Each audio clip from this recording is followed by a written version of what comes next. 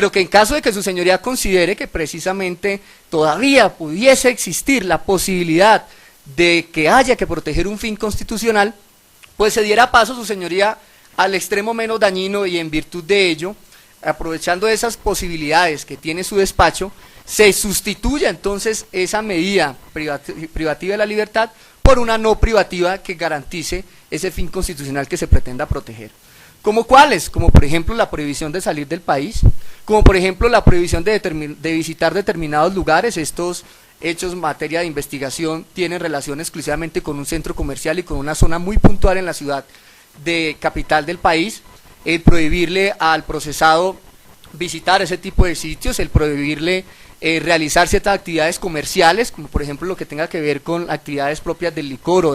o de temas alimenticios, pues precisamente generarían que se pueda dar a cabalidad esa sustitución no privativa, esa sustitución de la medida por una no privativa, en tanto que la misma cumpliría los fines que pretenden ese tipo de medidas, al mismo tiempo que la de observar un buen comportamiento social, personal y laboral. De allí que, su señoría, esa es la segunda petición que se le realiza a su despacho, pero existe una tercera, y es que en caso de que su señoría considere que no es prudente revocar esa medida de aseguramiento privativa de la libertad y que adicionalmente considere que no puede llegar a sustituirla por una no privativa de la libertad, pese a que en el año que ya supera esa medida se ha evidenciado ese buen comportamiento del procesado y esa lejanía con la ciudad capital y el hecho adicional de que la presunta banda de la que se acusa de pertenecer ya estaría desvertebrada, pues entonces, su señoría, hay un aspecto supremamente importante y es pedirle que se otorgue a mi cliente el permiso para trabajar. Y ello es, su señoría, porque existe una serie de obligaciones que atender, entre ellas su propia manutención y la de su familia, en especial por la existencia de una persona, un hijo menor de edad, que no puede verse afectada por una medida temporal de privación de la libertad frente a un padre de familia que goza aún de la presunción de inocencia. Al momento de su captura, el señor Álvarez ostentaba la condición de jefe de hogar, la misma que aún subsiste. Por tanto, no es justo ni mucho menos aceptable que por el solo hecho de la imposición de una restricción de la libertad se desampare a un núcleo familiar que ha tenido que sobrevivir con la solidaridad de terceros, solidaridad que se va agotando con el paso del tiempo. Y por eso precisamente es que, tal y como se expuso en líneas anteriores,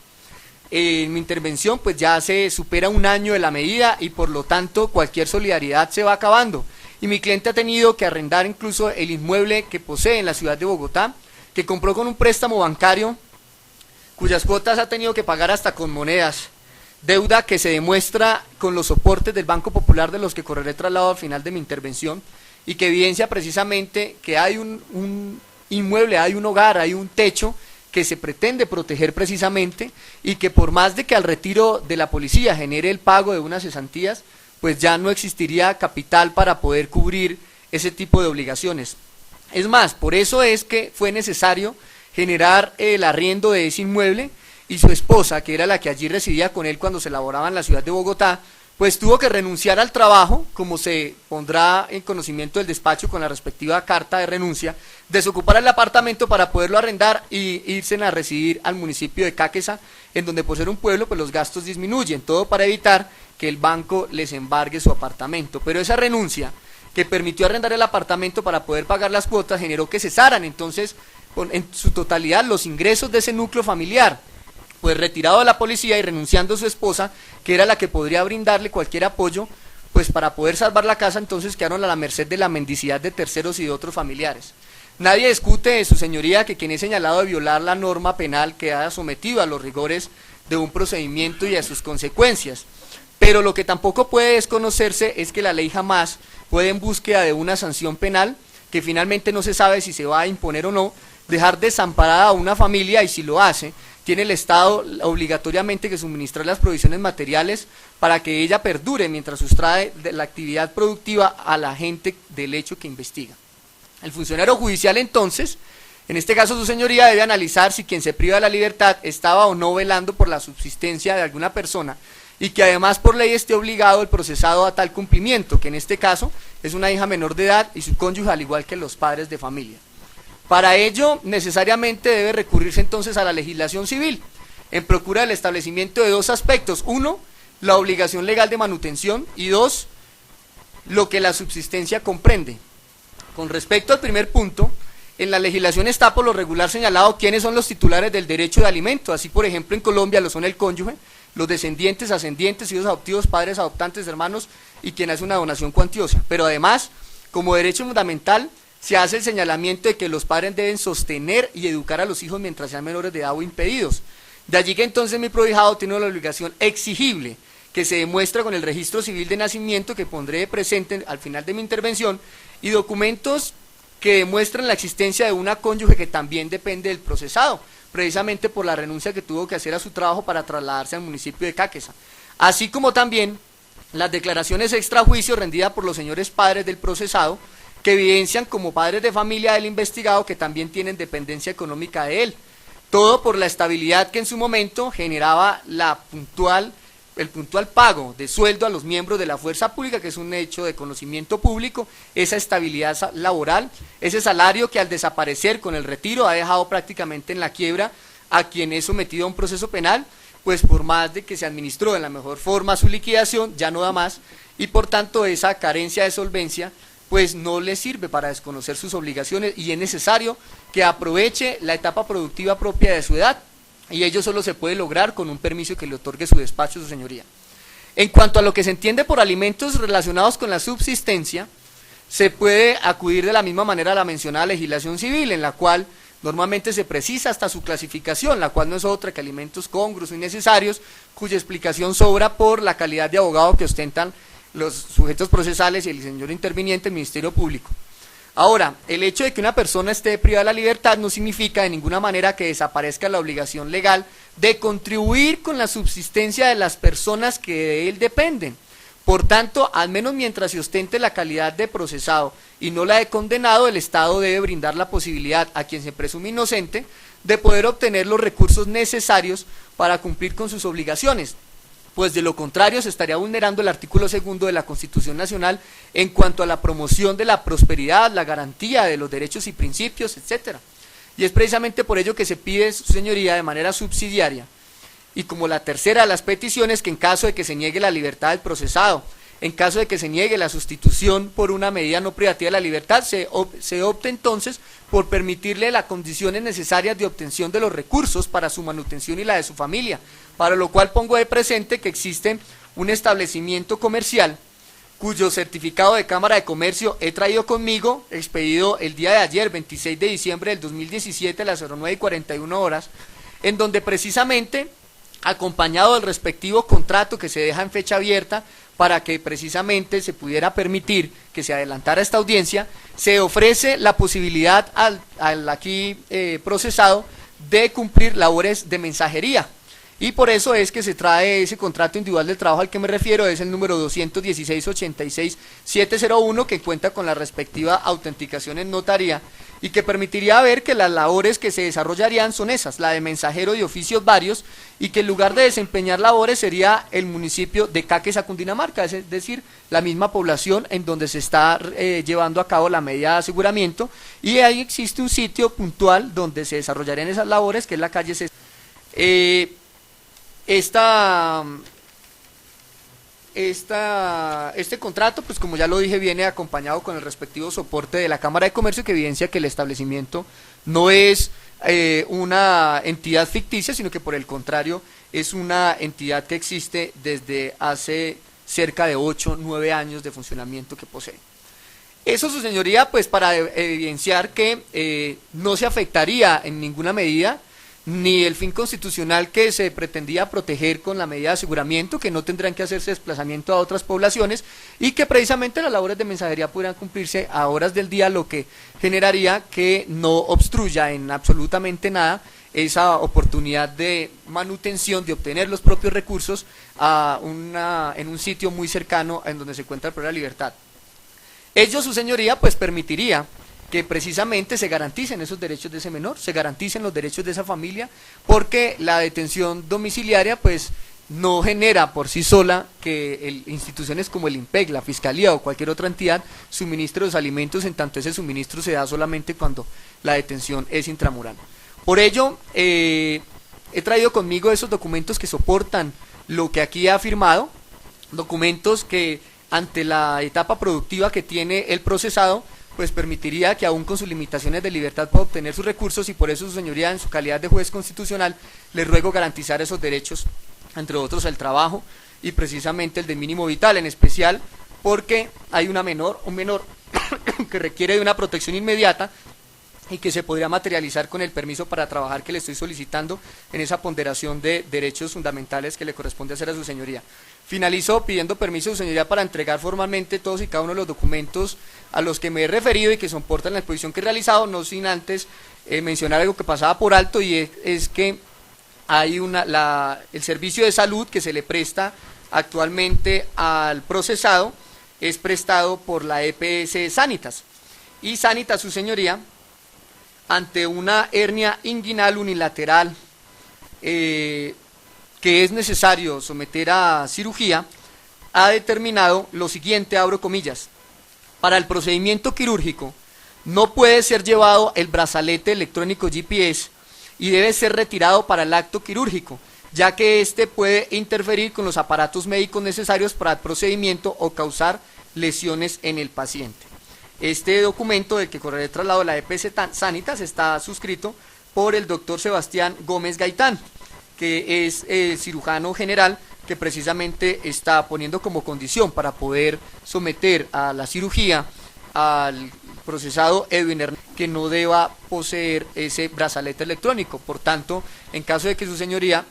pues revocara la medida de aseguramiento, le permitiría incluso garantizarle ese derecho a la salud al poderse someter a ese evento quirúrgico, pero que en caso de que su señoría llegara a hacer la sustitución, pues también eso le garantizaría a mi cliente ese derecho fundamental adicional sometido a su consideración, como lo sería el derecho a la salud. En ese orden de idea, su señoría, corro traslado de los elementos a lo que he hecho mención, y considero que con ello se ha sustentado de debida forma la petición planteada en la solicitud de audiencia. Muchas gracias. O sea, doctor. Su señoría, primero que todo, dentro de los elementos probatorios brilla por su ausencia el certificado del INPEC de las visitas que le ha hecho y la buena conducta que ha tenido el señor. Segundo lugar, en cuanto a lo que el señor defensor afirmó, de que las garantías no se podían ejercer aquí en Bogotá y por eso se hizo la imputación en Tunja, o la legalización de las capturas en Tunja, esa razón de que el líder de la organización criminal, tanto sus hermanos, tenían familiares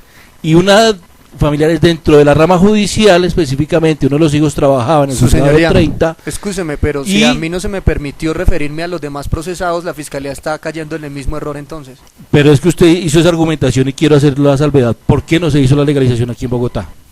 Y la esposa del líder es la jueza actualmente, la juez sexta de conocimiento municipal de conocimiento.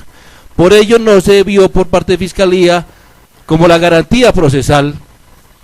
de que se llevara a cabo, no siendo cierto, o la afirmación que hizo el señor defensor, de que era que la fiscalía desconocía a los jueces de paro quemado dentro de su conocimiento, como lo ha manifestado. En segundo lugar, la petición que hace el señor defensor de la revocatoria de la medida de aseguramiento, señor juez, este delito, el imputaron el delito de cohecho por dar o ofrecer. Es un delito que tiene prohibición legal dentro del 68A. Si bien es cierto, en Tunja, la segunda instancia revocó para los apelantes, fue consecuente en dejar en firme, a pesar de no haber apelantes, de los otros 5 prohijados. Esta prohibición legal habla de los delitos contra la administración pública, se mantiene la medida de aseguramiento. Es tanto así que a hoy se han radicado en dos oportunidades la prórroga de la medida de aseguramiento. Una que no se pudo hacer ya le digo la fecha exacta,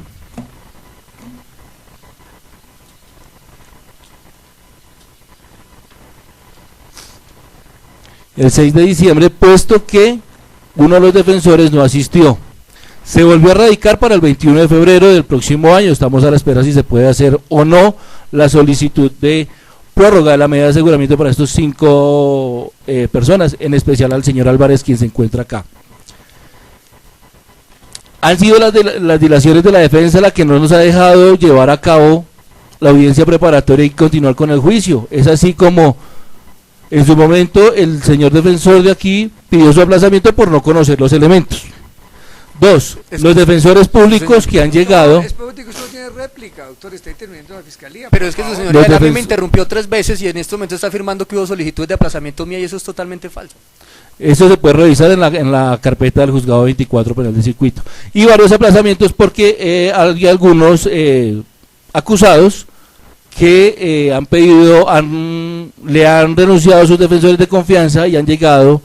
defensores públicos. Y obviamente no se puede desconocer el derecho a la defensa a cada quien. Entonces es por ello, señor juez, que no se ha podido adelantar el juicio oral dentro de este proceso. Por ello solicito que deniegue la revocatoria de la medida de aseguramiento, más que todo por la prohibición legal que tiene uno de los delitos imputados y por la gravedad de los mismos, porque ellos, o el señor Álvarez, porque no podemos referirnos a todos como lo dice el señor juez, porque la petición es del señor Álvarez, permitía ingresar al centro comercial La Sabana licor adulterado y por ello cobraba entre 100.000, 50.000 o hasta 3 millones de pesos. No me estoy refiriendo al señor Álvarez en esas cantidades, pero sí a los policiales que permitían el ingreso de este licor al centro comercial La Sabana para que fuera posteriormente distribuido aquí en la ciudad de Bogotá. Y con ello permitir, no sabemos a ciencia cierta si hubo algún tipo de lesión por parte de este licor a alguna otra persona.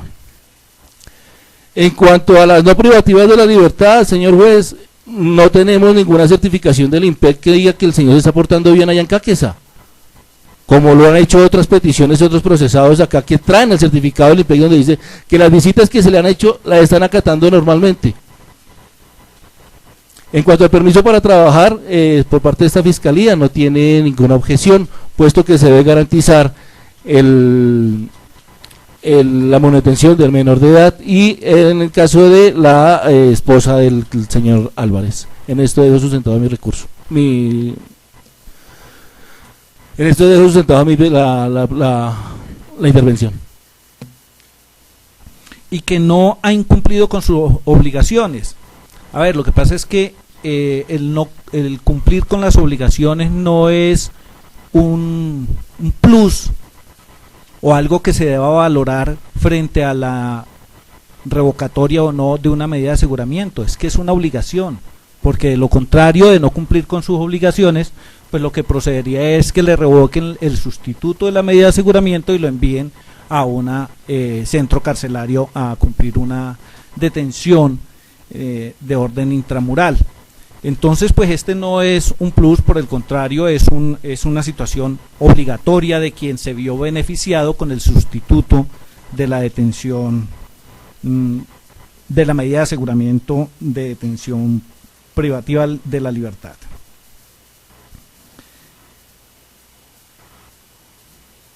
Hizo una argumentación el señor defensor como sustento de lo anterior, que los llamados de atención que hizo en su momento el juez de control de garantías y que incluso el juez de conocimiento cuando se hizo la acusación frente a la amplitud de los tipos penales o de las conductas en un momento imputadas y posteriormente acusadas, que dice no han variado, como una situación relevante para que proceda la revocatoria de la medida de aseguramiento, situación que pues desde el punto de vista de la gente del Ministerio Público no tiene ninguna relevancia frente a la solicitud, porque como lo advirtió el señor juez en una de las intervenciones que hizo en esta solicitud,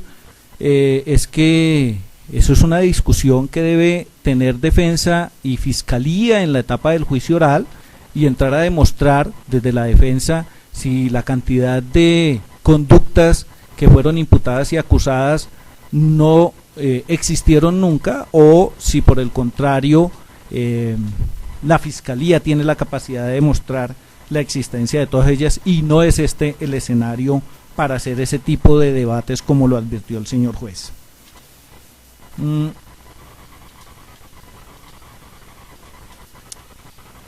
Dice el señor defensor que esa multiplicidad de conductas acusadas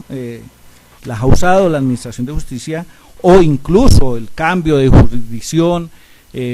ha sido una forma de presión desde la Administración de Justicia y que con ello no tiene una vocación de prosperidad. Reitero, esto no tiene ninguna relevancia frente a las solicitudes aquí elevadas. Finalmente advirtió y trajo a colación la aplicación del principio de igualdad.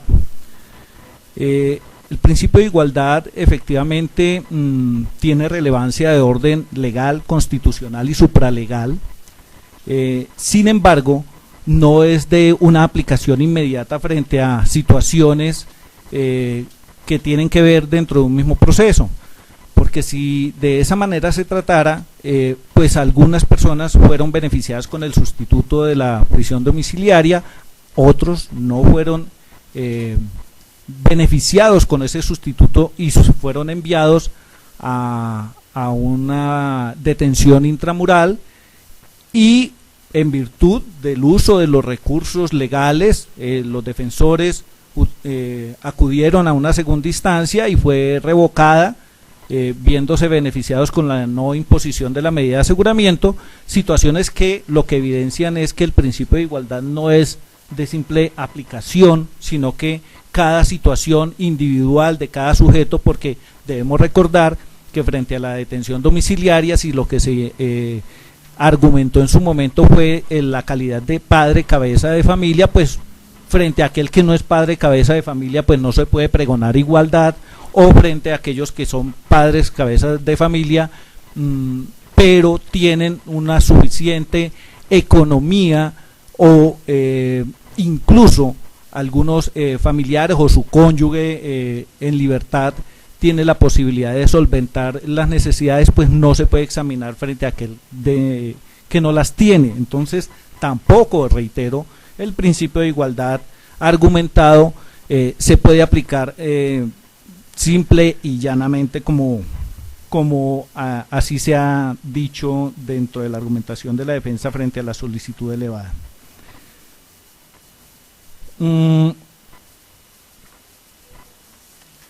Ello frente a la solicitud de la revocatoria de la medida de aseguramiento, pues señor juez, yo considero que en relación con la solicitud de no imposición de medida de aseguramiento o de sustitución de la medida de aseguramiento privativa de la libertad por aquellas no privativas de la libertad, pues no especificó ni siquiera alguna de ellas. Pero adicionalmente el artículo 315 de la ley 906 exige unos requisitos de orden objetivo, como que esas medidas de aseguramiento no privativas de la libertad proceden por delitos cuya pena principal no sea privativa de la libertad, situación que aquí no se da, o por delitos querellables, tampoco se da, o cuando el mínimo de la pena señalada en la ley sea inferior a 4 años, situación objetiva que tampoco se cumple,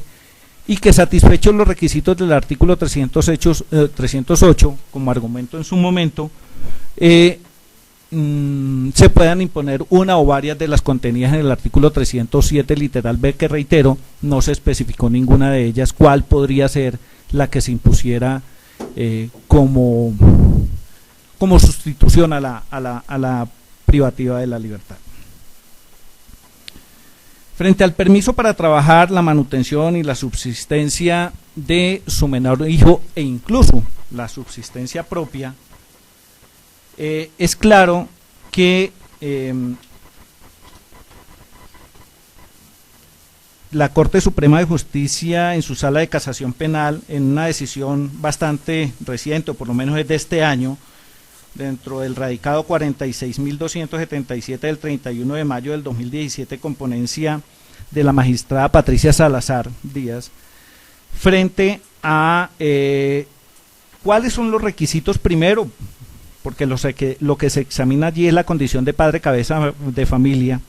para solicitar la prisión domiciliaria. Dentro de la carga probatoria se la destina a su solicitante, en este caso a la defensa, pero adicionalmente deja claro que quienes solicitan esa condición deben acreditar la imposibilidad económica no solamente del solicitante, sino la incapacidad incluso productiva de sus cónyuges o de aquellas personas que tengan que ver respecto de sus hijos menores de edad. En punto de ello quiero abrir comillas, dentro de esa decisión dice que sus obligaciones de apoyo, cuidado y manutención son efectivamente asumidas y cumplidas, pues se descarta todo tipo de procesos judiciales y demandas que sigan en contra de los trabajadores por inasistencia de tales compromisos. Que no tenga alternativa económica, es decir, que se trata de una persona que tiene el cuidado y la manutención exclusiva de los niños, así en el evento de vivir con su esposa, como es este caso, que incluso vive con sus padres o compañera, ésta deberá encontrarse en incapacidad física, mental o moralmente y ser de la tercera edad como requisitos para ello. Lo que se ha dicho aquí es que el señor decidió tomar su domicilio en el municipio de Caquesa, si mal no recuerdo, para disminuir los gastos. Lo que también dijo el señor defensor es que sus ingresos se disminuyeron sustancialmente por la desvinculación lógicamente de la policía y no tener un salario, pero adicionalmente lo que no se argumentó frente a esa solicitud de permiso para trabajar y a asumir el sustento de sus menores hijos es que la señora esposa, si bien renunció a su trabajo, no acreditó que ella se encuentre en incapacidad física o mental o ser de la tercera edad como para asumir la responsabilidad de ese menor hijo e incluso dentro de las obligaciones conyugales la de su propio esposo, que sí en este momento se encuentra en esa incapacidad, planteando esto en términos del principio de igualdad que bien trajo a colación la defensa. Así que frente a las tres solicitudes muy bien sustentadas, suficientemente sustentadas por el señor defensor, pero que no contaron con la contundencia, reitero, en concepto de este agente del Ministerio Público, de desvirtuar aquellas que fueron aquellos requisitos o aquellas consideraciones que tuvo el juez de control de garantías para imponer la medida de aseguramiento que hoy pesa contra el señor Edwin. Le solicito muy respetuosamente despachar desfavorablemente las peticiones ya elevadas. Muchas gracias. Que permitan inferir razonablemente que han desaparecido los requisitos del artículo 308. Primero, pues, la defensa ni siquiera me planteó cuál fue el argumento del juez de garantías cuando impuso esa medida de aseguramiento. Primero, yo no estuve en la audiencia. Este es un sistema rogado. Ha debido presentar el doctor la exposición que hizo el juez de garantías que impuso esa medida de aseguramiento y, con base en la argumentación del juez, destruirla. ¿Destruirla en qué sentido? En que el juez debió, por supuesto, analizar esa inferencia razonable de autoridad o participación, y uno de los tres requisitos, no sé ni cuál el juez de los tres tomó para argumentar la imposición de esa medida de aseguramiento. Esa es su obligación, por supuesto, del peticionario. El doctor se refirió generalmente que la obstrucción a la justicia, que él ya no estaba trabajando, y se refirió a la comparecencia, al numeral segundo del peligro para la comunidad. No sé, porque cómo lo voy a saber si ese planteamiento lo debe hacer el solicitante, si ese numeral segundo tuvo que ver con la argumentación que solicitó el fiscal en el momento y la decisión del juez que lo aseguró.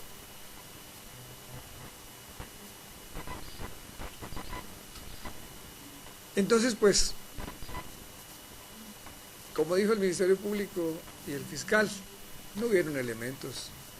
con los cuales pueda yo darle trámite a lo que específicamente dice el artículo 318 del Código de Procedimiento Penal.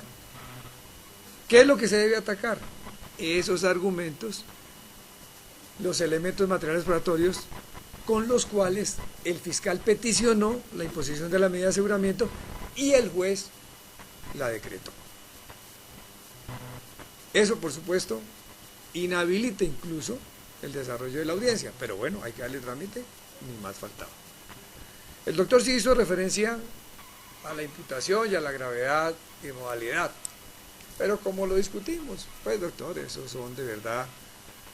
determinaciones que tomará el juez de conocimiento en el desarrollo del juicio. La Fiscalía puede imputar lo que la Fiscalía considere que puede argumentar y desarrollar en el juicio. Y ustedes a la vez, por supuesto, como defensa, atacar esa imputación en el desarrollo del juicio. Por eso, doctor, hice la salvedad en el desarrollo de esta audiencia que ese tema no pertenecía, como también lo manifestó el doctor, quien representa al Ministerio Público. De manera pues que la petición pues arranca con la deficiencia más importante, la argumentación y los elementos materiales probatorios que tuvo el juez de garantías para imponer esa medida de aseguramiento. Pues yo no estuve allá, doctor, desafortunadamente tienen que traerlo aquí a la audiencia, plantearlo para poderle dar trámite a su petición.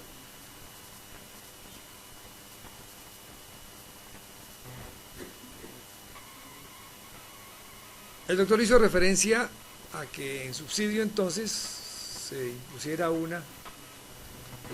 o varias de las no privativas de la libertad.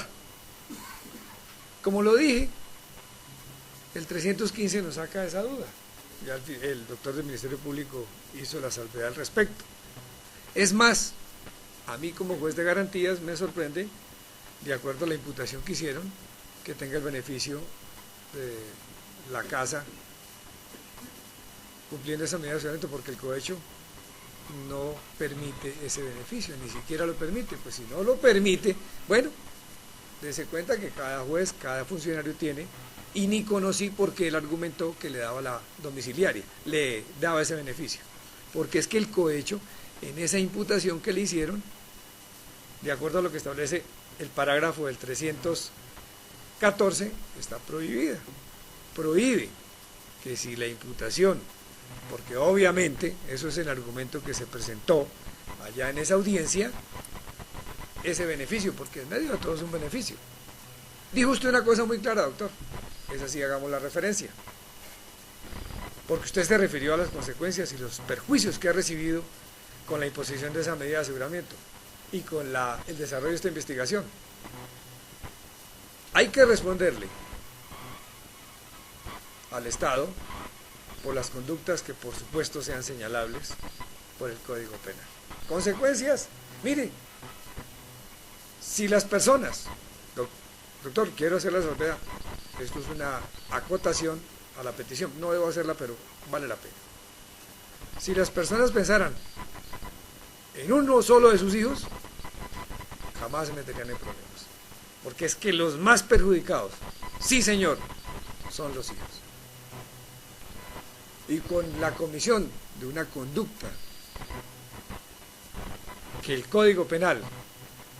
la señale como delito, se destruye una familia y la persona en sí.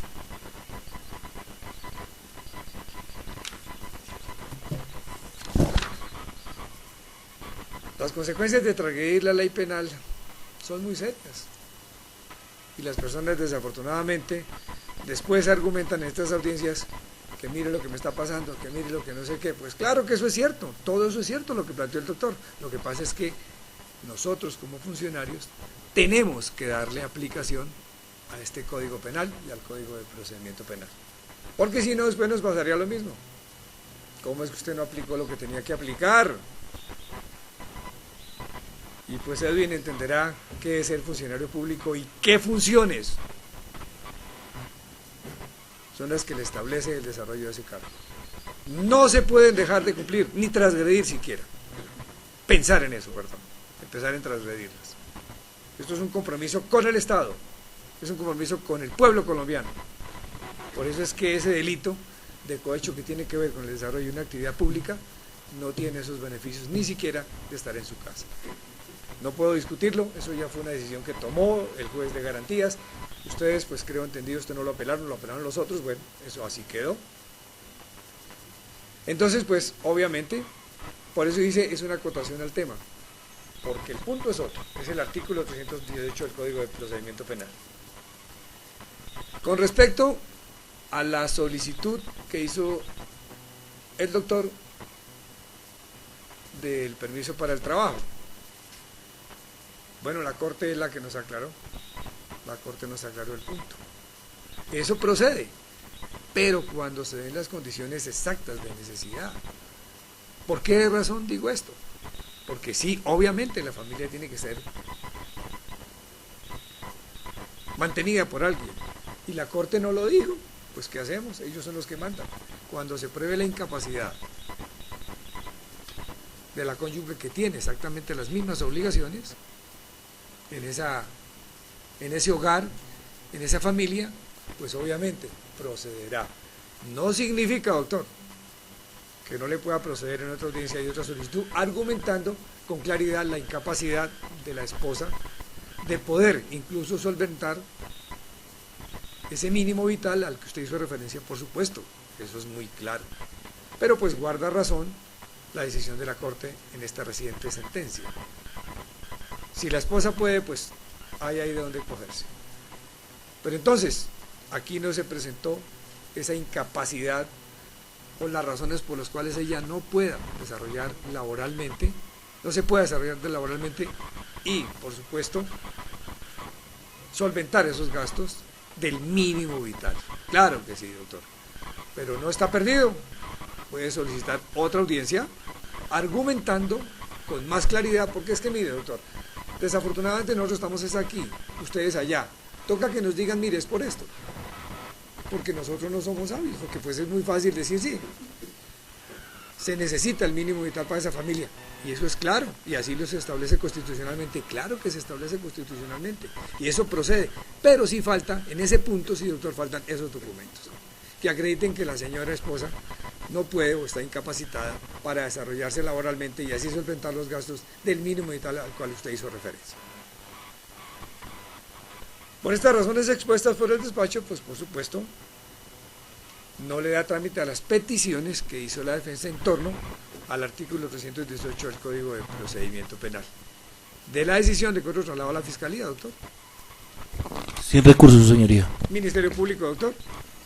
Sin recursos, señor. Y a la defensa y solicitante, doctor. Señor, interpongo recurso de apelación que sustentaré una vez así me lo permita. Doctor, lo puede sustentar. Gracias, su señoría.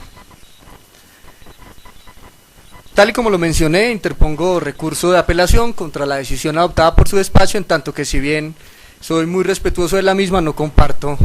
la decisión adoptada por el ACUO, y por tanto, haciendo uso de los lineamientos establecidos por la Honorable Corte Suprema de Justicia como órgano de cierre para que pueda admitirse el recurso,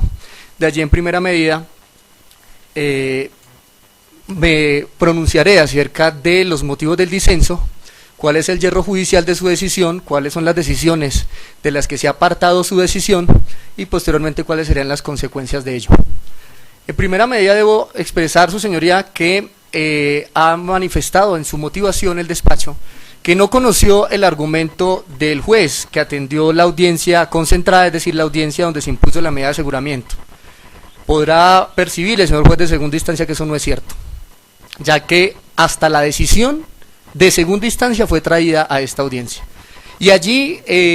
precisamente se podrá observar cuáles fueron todas y cada una de las argumentaciones, no solo de los jueces que fungieron control de garantías en el departamento de Boyacá, sino cuáles fueron las exposiciones que hicieron Fiscalía y los defensores. Mal haría por temas de celeridad este defensor ponerse a dar lectura a esas decisiones, pero evidentemente, contrario a lo que expuso el despacho en la motivación, este defensor sí mencionó cuáles eran las argumentaciones con base en las cuales se impuso la medida de aseguramiento. Al mismo tiempo, este defensor expuso que la imposición se dio de manera principal por la gravedad de la conducta. En eso se fundamentó la imposición de la medida de aseguramiento, y este defensor sí hizo alusión a esa gravedad de la conducta, incluso intentó controvertir esa gravedad, y exhortando a quien iba a tomar la decisión a revisar un escrito de acusación del que se corrió traslado, y ello es porque, si bien no estamos en una audiencia de conocimiento, no menos cierto es que en el escrito de acusación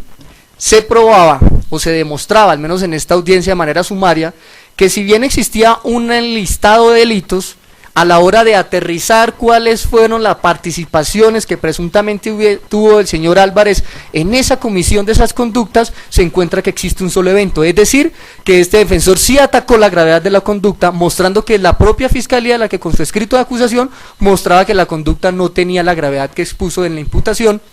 ni mucho menos cuando pidió la medida de aseguramiento. Ahora, expresa el señor juez de garantías en la motivación de la decisión que la detención domiciliaria es un beneficio. Eso es falso. La detención domiciliaria no es un beneficio. El artículo 317 la establece como una medida principal. Es que ni siquiera estamos frente a una persona a la que se le haya sustituido la medida de aseguramiento. Se hizo alusión en las intervenciones que era que se había sustituido la medida. Ello no es cierto, la medida jamás fue sustituida. El propio legislador estableció en el 317 la detención domiciliaria como una de las medidas principales. Aquí no ha existido ninguna sustitución. Por tanto, si el legislador planteó en ese, perdón, no 317 sino 307, en el 307 planteó la detención domiciliaria como medida principal, no se puede hablar de ningún beneficio. En tanto no existe, le impusieron una medida principal. Sustitución sería si le hubieran impuesto la intramural y con posterioridad se hubiese buscado que se sustituyera. Entonces no estaríamos en el 307 sino en el 314, que son dos cosas totalmente diferentes. Por tanto, no es cierto que mi cliente esté gozando de ningún beneficio. Y por lo tanto, no se puede tampoco, dentro de la motivación de la decisión, criticar al juez de Tunja por haber otorgado un beneficio cuando él no otorgó ningún beneficio. Ni podía aplicársele a su decisión ninguna de las prohibiciones del 314, porque las prohibiciones del 314 se aplican para ese 314, es decir, para quien estando en intramural pretende obtener una domiciliaria, pero esas prohibiciones no aplican para un tema de medida principal. Ahora, en la motivación se expuso, dentro de la crítica al juez de Tunja, que impuso la medida, y me refiero a ello porque su señoría fue quien lo trajo a colación,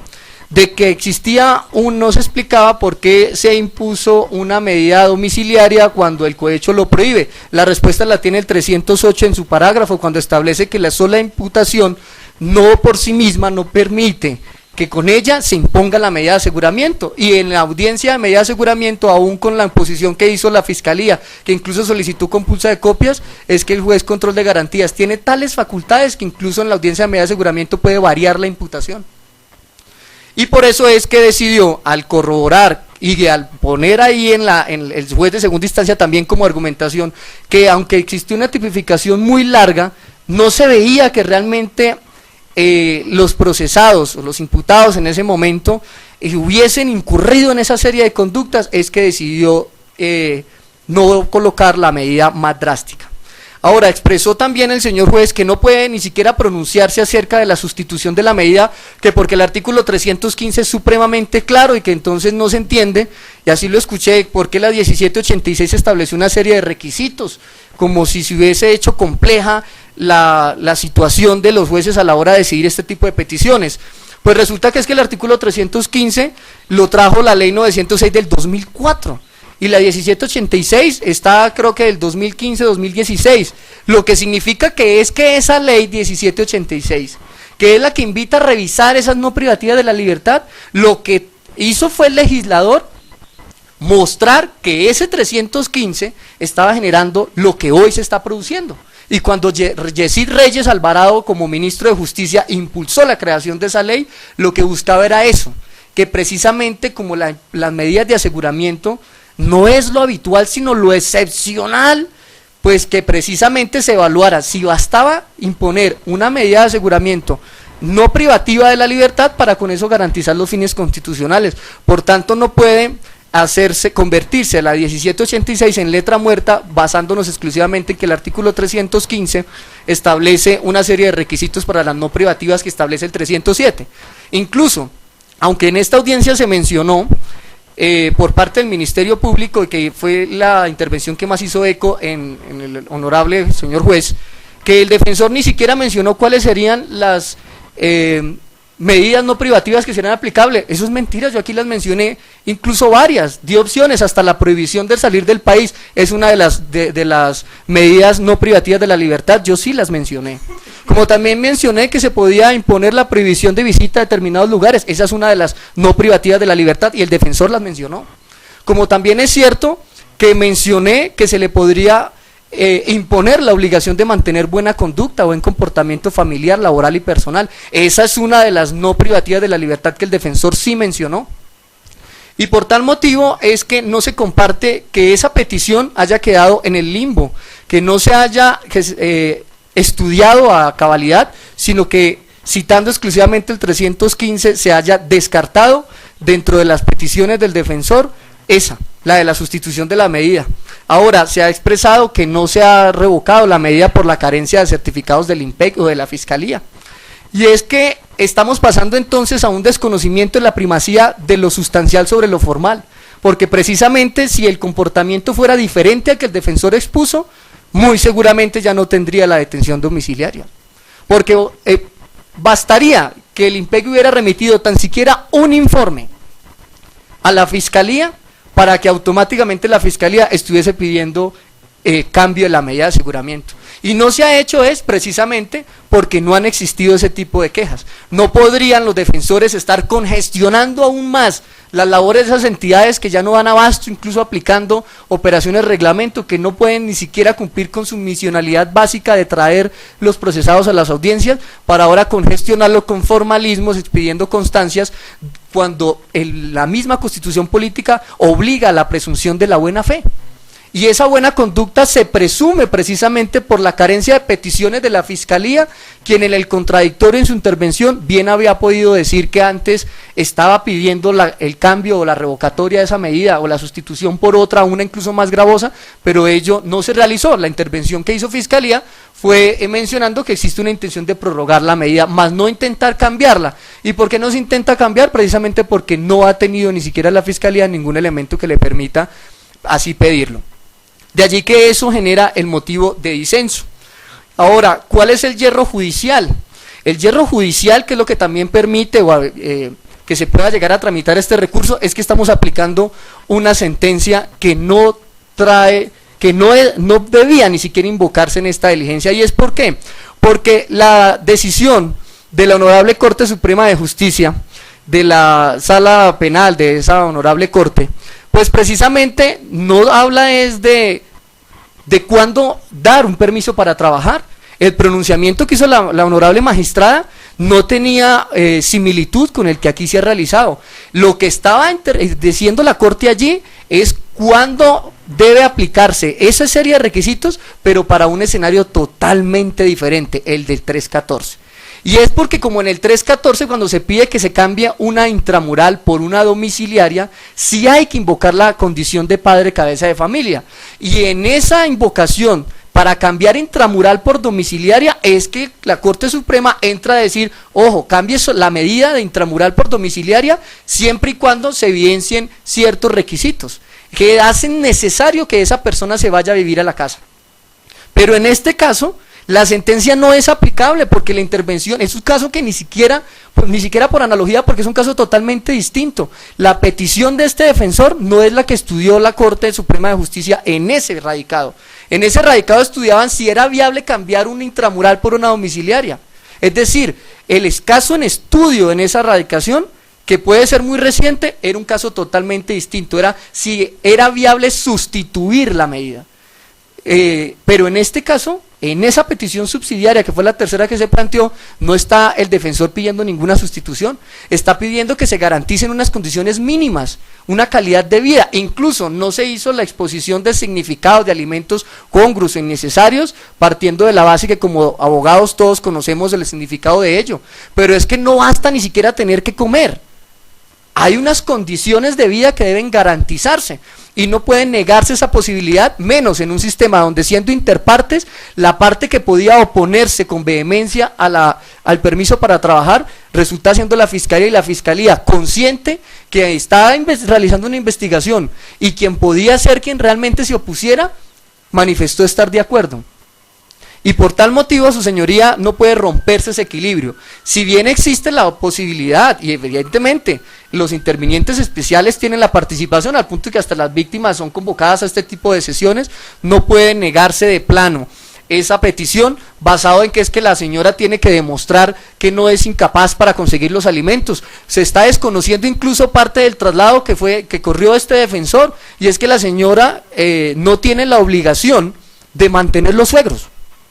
Y resulta que dentro de los elementos materiales que se corrieron traslado y dentro de la intervención que hizo este defensor, se planteaba que las obligaciones que tiene no solo es con su cónyuge y con su menor hijo, sino que adicionalmente se mencionaron y se corrieron traslado de 2 declaraciones extrajuicio de los ascendientes del señor procesado. Lo que significa que es que no solamente es cónyuge e hijo, sino que hay unos padres que por su edad, que por sus condiciones de vida no tienen con qué mantenerse, y frente a ellos esa obligación que todavía mantiene incólume, pues es lo que generó que se reforzara ese permiso para trabajar. Pero entonces no podría la señora ahora asumir una carga que no le corresponde, como lo sería precisamente el hecho de tener que mantener, por utilizar un término muy popular, a sus suegros, cuando precisamente ella no tiene esa obligación. Entonces, a raíz de eso, su señoría se incurre en su decisión en un yerro judicial al aplicar una sentencia de un caso que no tenía ningún tipo de similitud con este. Ahora, si el señor, repito, si el señor Álvarez estuviera en La Picota, en La Modelo, en cualquier un centro penitenciario, y se estuviese por parte de esta defensa pidiendo que se le diera la detención domiciliaria, que se aplicara el 314, pues la situación sería un tanto diferente y la sentencia aplicable sería esta. Pero se desconoció por parte de su despacho parte de las obligaciones a las que ha hecho alusión este defensor, máxime cuando incluso se mencionaron la existencia de unos créditos bancarios. Es decir, la señora tendría que conseguir un cargo supremamente grande, casi que de gerente de una empresa, para poder asumir la carga de su esposo, la carga de su hijo, la carga del arriendo y la carga de sus suegros, y la carga que genera el estar haciendo unas cotizaciones para salud para que su esposo pueda tener ese servicio del cual se utilizó como argumentación y del cual brilló por su ausencia cualquier pronunciamiento en la decisión en cuanto a la necesidad de garantizar incluso el derecho a la salud con una cirugía que está pendiente y cuyo requisito es que el brazalete no esté. Frente a eso se incurre en yerro judicial por parte del despacho no haber hecho ningún pronunciamiento al respecto. Ahora, en cuanto a las sentencias que debieron aplicarse y que se pasaron por alto en la decisión y que hace parte de los componentes establecidos por la Corte a la hora de sustentar un recurso, pues su señoría, hay que traer a colación radicados como la sentencia T-276 del año 2016, lleva escasamente un año larguito, en donde la Honorable Corte Constitucional, con ponencia del Honorable Magistrado Jorge Ignacio Pretel Chalhub, estableció que es que el derecho a la libertad personal tiene una triple naturaleza y mencionó que no solo es un valor, sino es un principio y que también es un derecho fundamental. Y frente a la petición que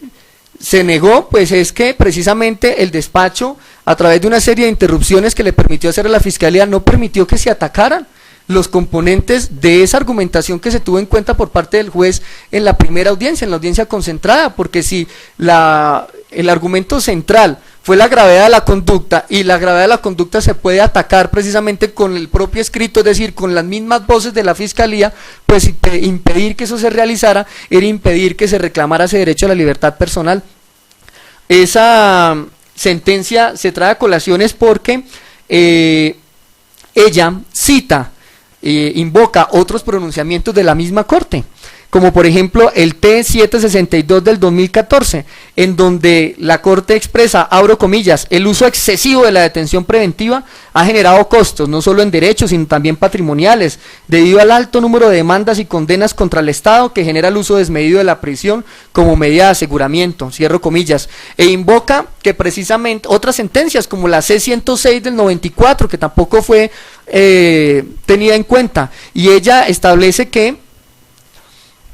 las medidas son estrictamente excepcionales y que deben utilizarse solamente para asegurar comparecencia y la disponibilidad para la ejecución del fallo, y esos dos elementos fueron los que precisamente demostró la defensa cuando resulta con constancia en mano, mostrando que aunque la Fiscalía en esta diligencia manifestó que no ha podido avanzar en juicio porque los defensores no se presentan, tuvo que ser abruptamente interrumpida por este defensor, en tanto no ha existido ningún tipo de aplazamiento. Es más, aunque hubo un cambio de defensor, este defensor, aunque asumió el proceso con cerca de 8 días de anticipación, se hizo presente en la audiencia y asumía las consecuencias de llegar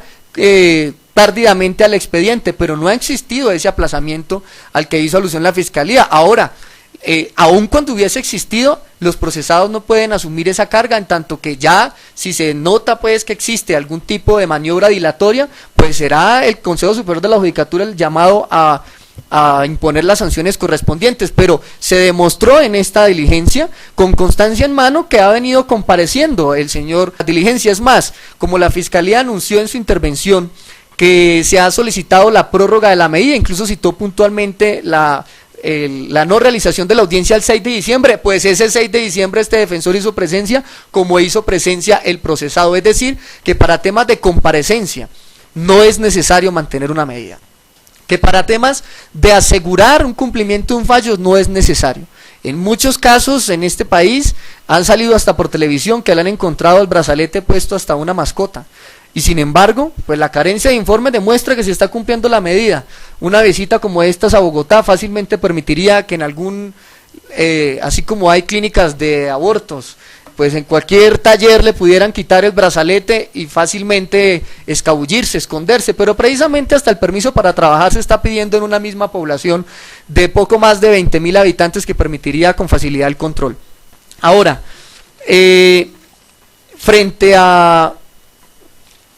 pronunciamientos que se han desatendido, pues tenemos incluso el de homólogo suyo, su señoría, y es que encontramos, por ejemplo, que en el caso que fue de mucha connotación aquí en Bogotá, el de la modelo Jamie Pachón Rey, que atacó a otro modelo, la Fiscalía le imputó los delitos de secuestro extorsivo, hurto calificado, lesiones personales y amenaza. El secuestro extorsivo da automáticamente la competencia a la justicia especializada, y en esa radicación 25 899 6699 2015 000 5100 se le otorgó domiciliaria como medida principal por parte del Juzgado 21 Municipal de Control de Garantías, donde el proceso se adelantó por la Fiscalía Primera Especializada de Cundinamarca. Es decir, que incluso han existido pronunciamientos en este mismo Palacio de Justicia en donde casos con mayores gravedades precisamente han permitido que se apliquen detenciones domiciliarias. Pero ¿por qué se menciona ese radicado cuando mi cliente no es ni modelo ni tiene los mismos delitos? Pues porque el juez 21 penal, su homólogo, citó dos sentencias que fueron desconocidas por el despacho, la 1198, la C1198 del 4 de diciembre del 2008 y la C425 del 2008 también, en donde establece que a la hora de imponer medidas de aseguramiento se deben analizar las condiciones socioeconómicas y la personalidad del imputado. En este caso se ha hecho alusión a esas condiciones socioeconómicas. Se le ha mencionado a su señoría incluso con constancia de crédito bancario en mano que ya el cliente no da más, que tiene unas cuotas de cerca de 1 millón de pesos y que adicionalmente tiene esas cargas de sus familiares que no pueden ser atribuibles a sus demás parientes. Y sin embargo el despacho decide